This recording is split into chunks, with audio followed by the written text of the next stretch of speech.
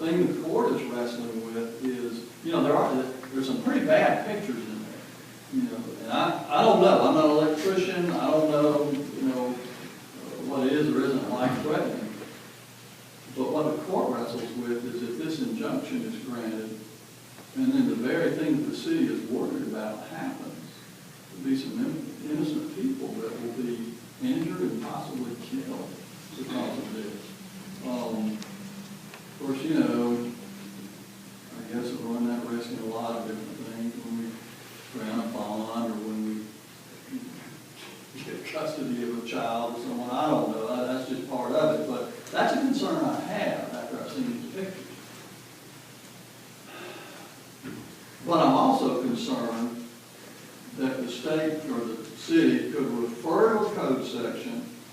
The code section or the code or the standard clearly has due process mechanism in place, but then could, under certain circumstances,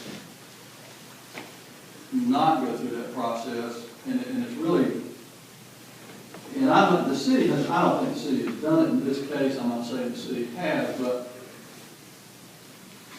the imminent danger situation obviously could be abused or misused. I think there was some reference in the cross-examination of 280 calls to the police regarding criminal matters. Well, you can see where in another circumstance someone could abuse or use that imminent danger language to really get at what their concern is, which is we don't like the kind of activities going on here. I don't think it occurred in this case, but it could be used that way. I hear the city saying if we could get in there, we could get a list. I hear the plaintiff saying we will give you unfettered access to come in, inspect, and make your list.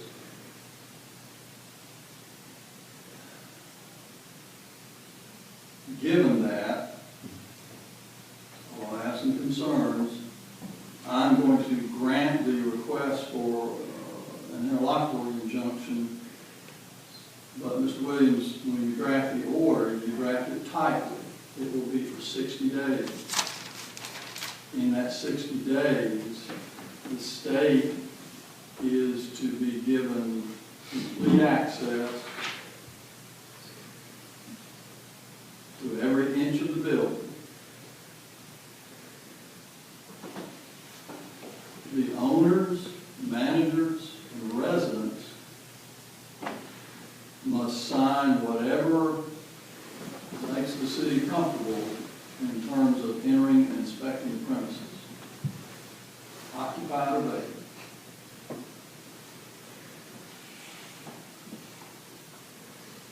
I'm a little bit hesitant in doing this part of it because I'm not satisfied that an injunction is any more than status quo.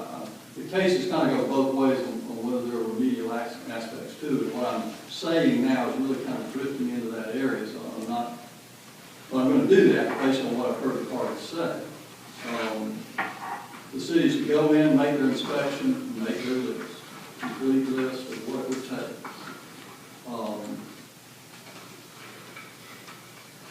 Once that is done, you know, I really can't say beyond that. That's done, and you guys are going to have to get back to the court or say, I don't know if it's even feasible for the owners to make those repairs. I just don't know. So you need a list, and it needs to be given to the owners, managers, whatever, and then it can be revisited, I guess, to see whether those are repairs they made. But as I sit here right now, I can't say you must make all these repairs within X amount of days. I don't know. But at least provide the city access, and people can continue to live there in the meantime with clocks running. Happy I got a place to live for a little while. I'm going to stay there and help fight for it. I think it's good. He's got 60 days and they have to give him a list. That is very good. Because he's already done a lot of it. My kids in Atlanta call and said we can come stay with them. Nobody wants to go to Atlanta. Okay.